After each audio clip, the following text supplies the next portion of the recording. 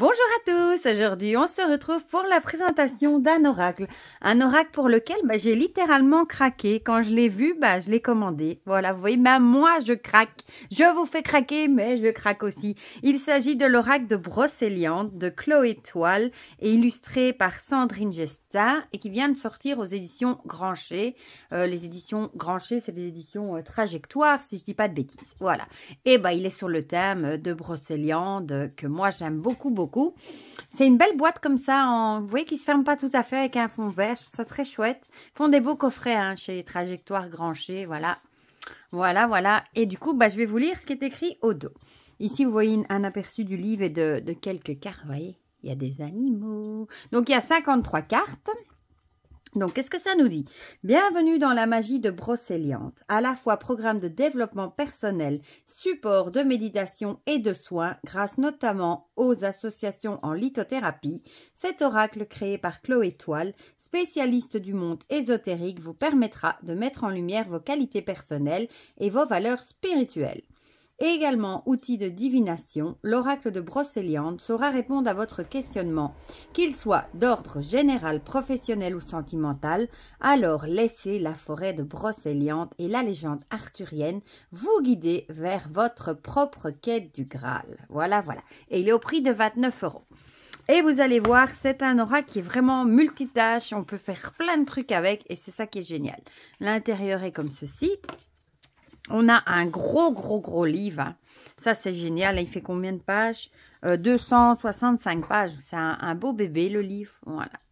On va d'abord regarder vous voyez, les cartes sont comme ceci dans un encart. Du coup, on va d'abord regarder le livre. Le livre en couleur. Alors, on a le sommaire avec en chapitre 1 à la découverte de l'oracle de Brocéliande. Elle va nous expliquer sa création, etc. En chapitre 2, la composition et le fonctionnement du jeu. En chapitre 3, les cartes et leur signification. En chapitre 4, on a des méthodes de tirage et puis on a les conclusions. Un tableau récapitulatif de correspondance pour aller plus loin et les illustrations de Sandrine Gesta. Voilà, je vais essayer de me mettre bien au milieu, que vous voyez quand même quelque chose. Donc, on a le premier chapitre avec mon histoire et la création de l'oracle de Brocéliande. Ici, elle explique comment lui est venue l'idée de le créer. Puis, un petit mot sur Brocéliande, la forêt mythique je crois que tout le monde a déjà entendu en Bretagne. D'ailleurs, un grand coucou à ma belle Sandrine, si tu passes par là, qui est partie vivre en Bretagne et qui n'est pas loin de Brocéliande. Son rêve s'est réalisé, elle est allée habiter là-bas. Je te fais plein de gros bisous si tu passes par là, ma belle. Voilà, petite dédicace.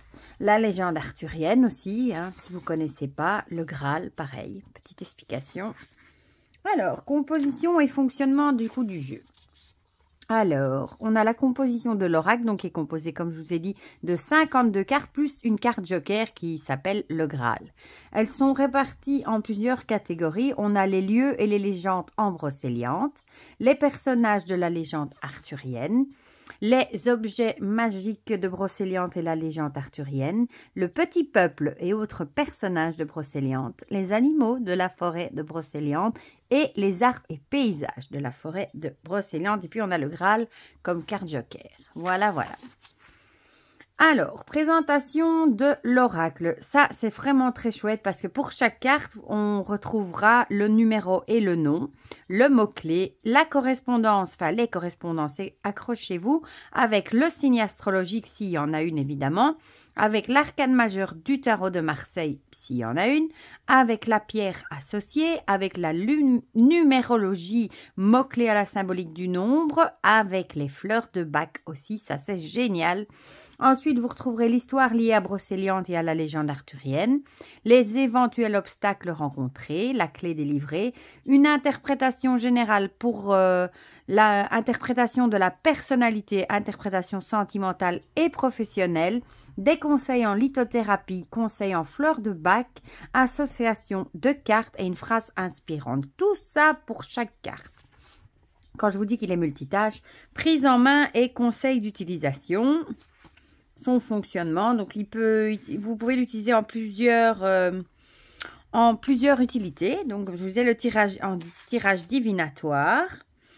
Et ici, on nous dit, voilà, que toutes les cartes, en fait, sont associées à toutes les arcanes majeures, en fait. Hein. Par exemple, l'ermite sera représenté ici par Merlin, le diable sera représenté par le philtre, le soleil par l'église du Graal, etc. Vous avez une correspondance avec, du coup, le tarot, donc vous pouvez très bien l'utiliser comme 22 arcanes majeures du tarot.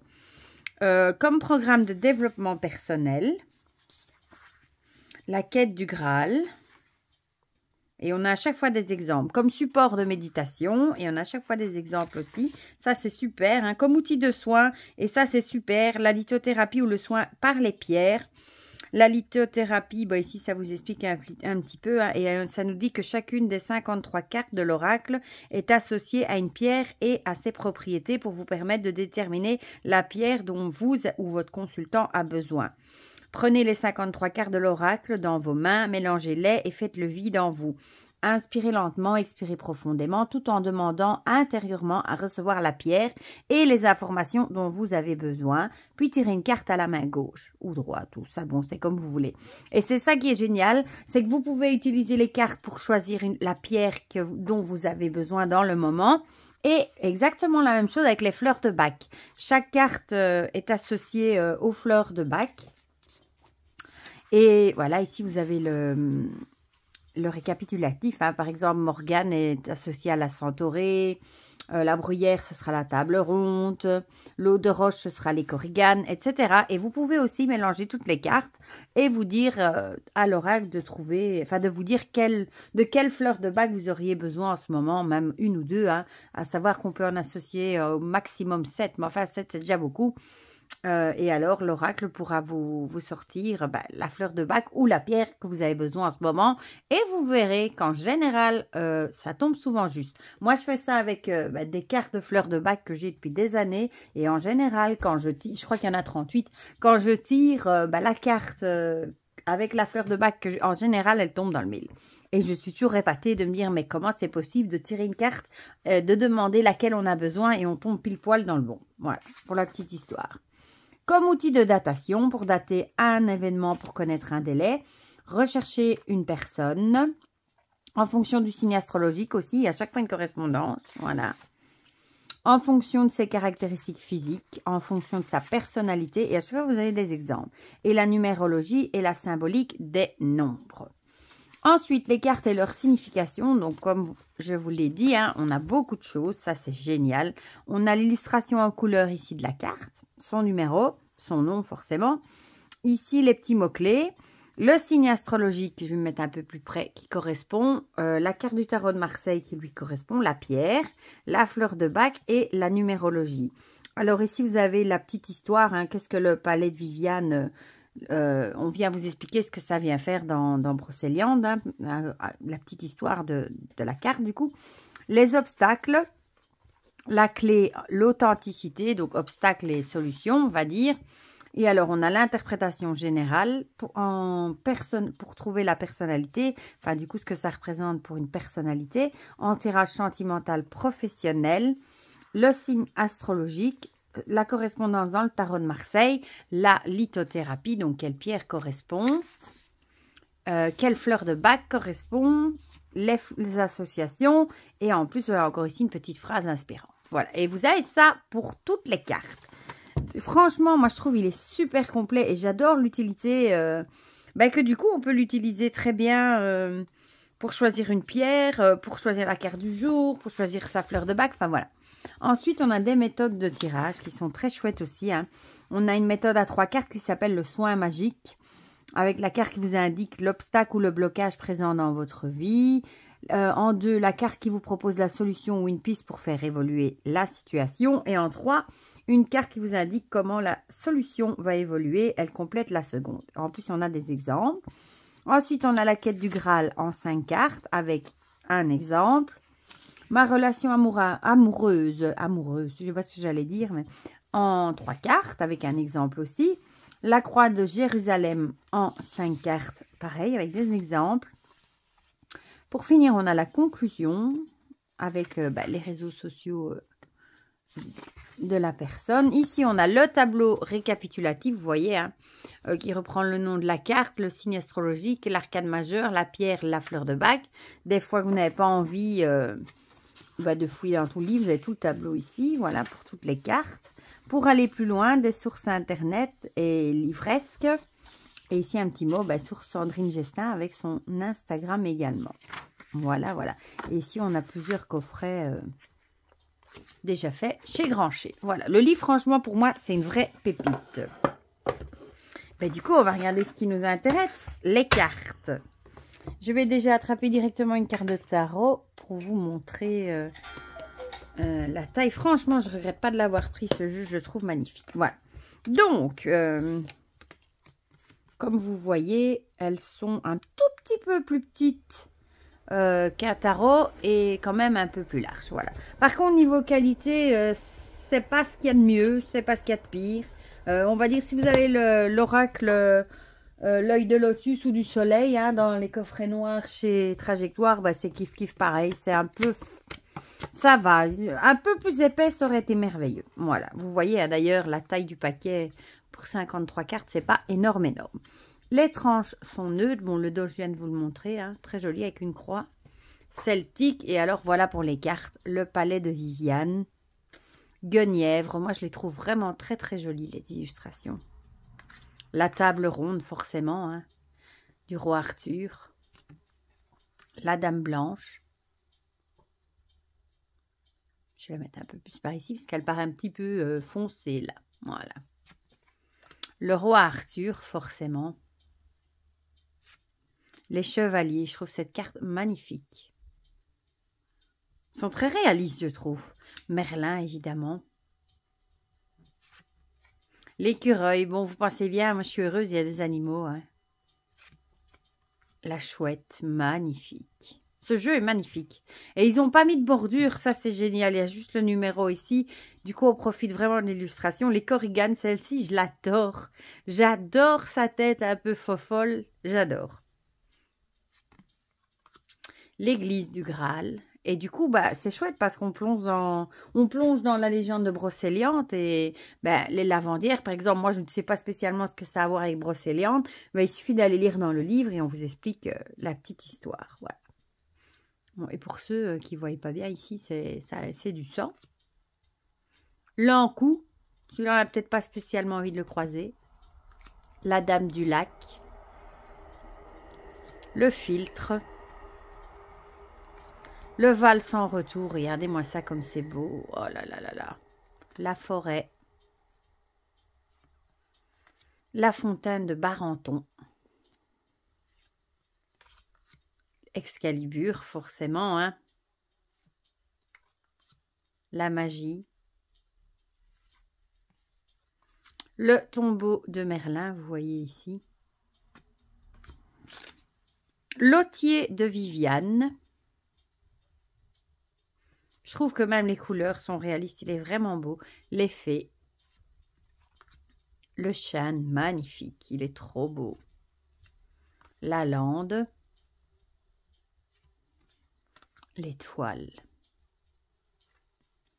Le pommier. Ça, c'est chouette aussi. Il y a des arbres aussi. Les elfes, magnifiques. Le mauvais sort. La harpe. Lancelot, chevalier Lancelot. Le lapin, magnifique. Petit, avec l'écureuil, le lapin est trop beau. Iseux, moi j'ai lu ça quand j'étais plus jeune, Tristan et Iseux, cette magnifique histoire d'amour. Hein, et j'ai adoré. Et on a Tristan plus loin. Le jardin aux moines. La chauve-souris, j'adore les chauves-souris. Le dragon. L'arbre d'or. Morgane, forcément. Hein. Le sanglier, trop beau aussi, je trouve. Le pin. Voilà, Tristan. On avait Iseux, on a Tristan. Le pont du secret, magnifique aussi. Le bâton du magicien. Le cerf, magnifique. Le serpent, il est beau aussi, franchement. Le châtaignier, magnifique. Le hou, magnifique aussi. Le renard, forcément magnifique, hein. Le loup, magnifique aussi. Le hêtre, magnifique aussi. Mordred. Le tombeau du géant. Et pour finir, la carte joker, le Graal. Voilà, voilà. Je vous propose plutôt qu'on mélange, qu'on en tire une. Comme ça, je vous lirai le message qui est écrit, enfin les messages, tout ce qu'il y a dans le guidebook. Comme ça, vous aurez une petite idée des messages qu'ils proposent et de la richesse qu'on a pour une carte. Ils se mélangent méga bien. Ça, il n'y a pas de souci. Ah, il y en avait une, elle avait envie. Ouais, il glisse très très bien. Et je crois qu'il va s'étaler tout aussi bien, sincèrement. Ouais, il s'étale comme une merveille. Alors, on a Lancelot, le chevalier Lancelot. On va aller voir ça. Donc, 31. Je suis un peu pas assez loin. 39. Maintenant, je suis un peu trop loin. 33. Et on y est. 32. Eh ben, il y a beaucoup en plus, mes amis.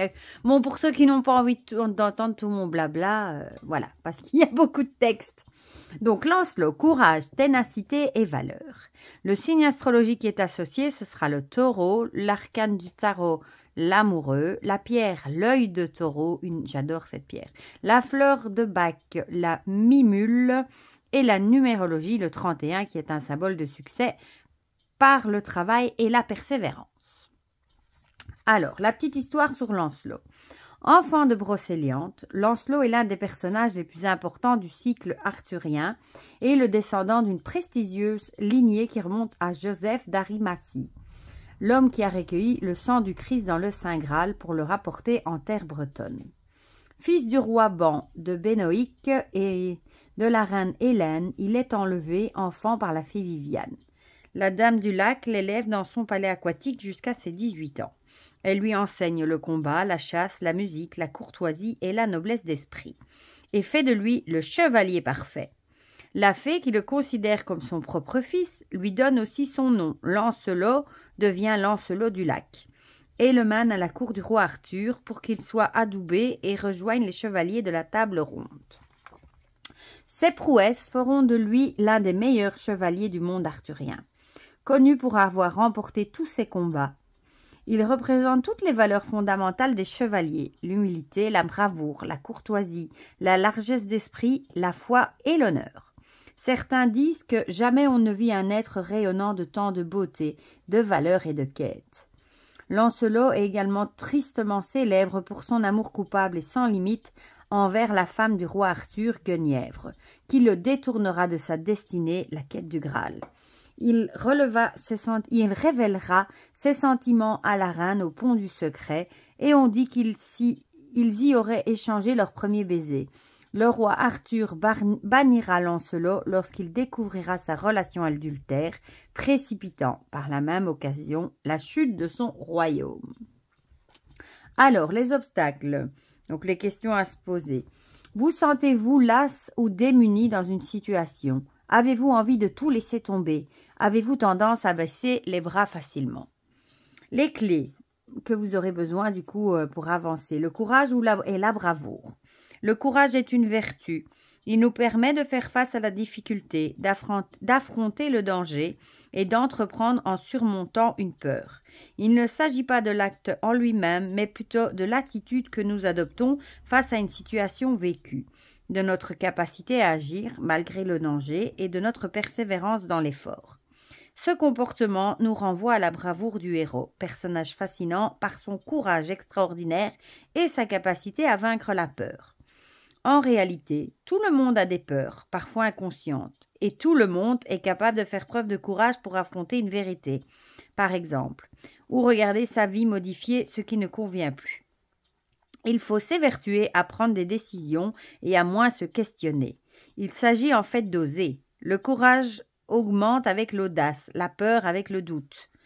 Pour faire preuve de plus de courage dans votre vie, commencez par identifier vos forces, vos atouts, vos passions et dressez-en une liste. Vous pouvez également visualiser une situation qui vous inquiète et imaginer que vous osez l'affronter.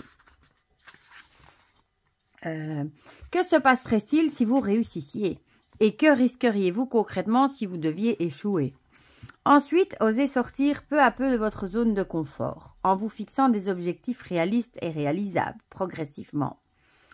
Concentrez-vous sur la joie et la fierté que vous éprouveriez si vous parveniez à vaincre votre peur.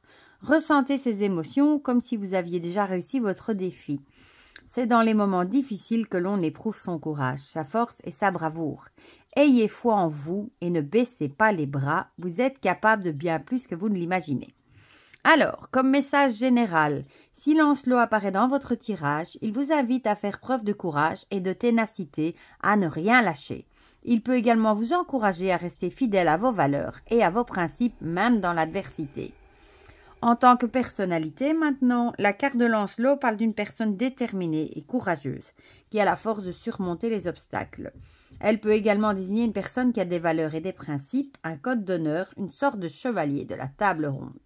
Dans un tirage sentimental, la carte de Lancelot vous encourage à vous défendre et à vous battre pour ce à quoi vous tenez, à faire face à l'adversité. Si vous êtes en couple, elle indique que vous avez la force de surmonter les obstacles. Elle vous invite à ne pas baisser les bras. Si vous êtes célibataire, elle vous demande de prendre votre courage à deux mains et de persévérer pour atteindre votre but. En tirage professionnel, vous êtes amené à exercer un métier qui exige du courage ou vous demande de protéger les autres. Haute interprétation possible, cette carte vous incite à persévérer et à ne pas vous décourager à la première difficulté. Ah oui, on a même métier associé, militaire, policier, policière, gendarme. Le signe astrologique associé, c'est le signe du taureau et la planète Vénus. La carte de Lancelot est associée au signe du taureau qui symbolise la déesse de l'amour, fréquemment représentée par une tête de taureau avec ses cornes. Ce signe épicurien et puissant représente la force créatrice, la fertilité et l'épanouissement sensoriel. Il est le sensuel. Premier signe de terre, le taureau possède une énergie féconde de construction.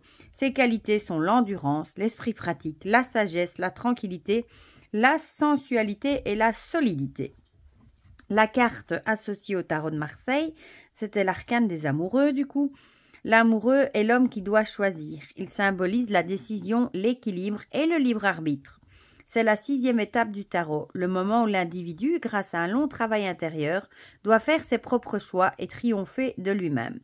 L'amoureux présente la dualité qui s'offre à lui par la voie du 6, la responsabilité et l'amour. Il invite à écouter sa voix intérieure et à suivre son cœur. Voici son message. Les obstacles vous barrent la route du bonheur. L'indécision est funeste. Alors, pour la lithothérapie, la pierre associée à Lancelot est l'œil de taureau. Cette pierre de couleur brun-rouge est utilisée pour augmenter le courage et la force intérieure. Elle accroît l'endurance dans l'effort pour permettre d'aller le plus loin possible. C'est également une pierre de protection. Elle agit comme un bouclier face aux énergies négatives. Alors, qu'est-ce que ça nous en dit? L'utilisation. L'œil de taureau est associé au premier chakra, le chakra racine. Porté sur soi, l'œil de taureau permet de se ressourcer. Il apporte la paix intérieure et donne de l'audace comme du courage. Placé dans un lieu de vie, il protège tel un bouclier énergétique. La fleur de Bach, du coup qui est associée à Lancelot, est la mimule, l'élixir numéro 20. Il aide les personnes qui luttent contre des craintes et des peurs identifiées. Le noir, l'avion, le fait de parler en public, la maladie, la pauvreté, etc. C'est un soutien pour trouver le courage et la sécurité. Il aide à affronter les épreuves et les difficultés avec endurance. Et pour finir, les associations. Lancelot, en association avec une autre carte, vous apporte la force. Par exemple, avec la carte 49, le loup, il vous aide à garder courage face à l'adversité.